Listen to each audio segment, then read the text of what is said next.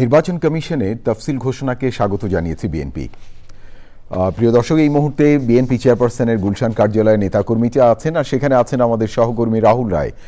সরাসরি যাচ্ছি তার কাছে। নিউজ স্টুডিও থেকে আমি সাইদুর রহমান বলছি। নিশ্চয়ই রাহুল, আপনি আমাকে শুনতে পাচ্ছেন?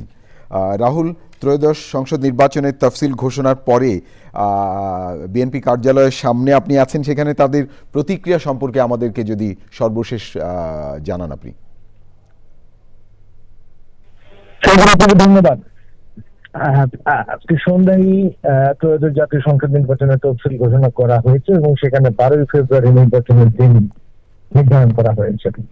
আমরা কিন্তু এর আগে দেখেছি যে এ বছরের জুনেই খুব সম্ভবত 13 জুনের বিএনপির ভারপ্রাপ্ত চেয়ারম্যান তারেক রহমান এবং অন্তর্বর্তী সরকারের প্রধান উপদেষ্টা ডক্টর মোহাম্মদ ইউনূস লন্ডনে বৈঠক করেছিলেন এবং সেই বৈঠকেই কিন্তু তারা দুজনে একমত হয়েছিলেন যে এই আগামী বছরের ফেব্রুয়ারির প্রথমার্ধে নির্বাচনের বিষয়ে। এবং আমরা কিন্তু এই 5 মাস দেখেছি বিএনপি নেতারাও সেই দাবি করে আসছিল এবং দিনটি কিন্তু সেই কথা অনুযায়ী কিন্তু নির্বাচনের তারিখ নির্ধারিত হয়েছে, অর্থাৎ 12ই ফেব্রুয়ারি। ফেব্রুয়ারির প্রথমার্ধেই কিন্তু নির্বাচনের দিন নির্ধারণ করা হয়েছে, যে কারণে বিএনপির মহাসচিব মির্জা ফখরুল ইসলাম আলমগীর তিনি প্রতিক্রিয়া বলেছেন যে তারা সন্তুষ্ট এবং একই সঙ্গে তারা আশ্বস্ত হয়েছে যে জাতীয় নির্বাচনের ব্যাপারে অনুষ্ঠানের ব্যাপারে অন্তর্বর্তী সরকার অনেক আন্তরিক। এবং তিনি আশা প্রকাশ করেছেন যে গণতান্ত্রিক সব রাজনৈতিক দলগুলো এই নির্বাচনে অংশ নেবে এবং একটি সুন্দর পরিবেশে গ্রহণযোগ্য এবং একটি সুস্থ নির্বাচন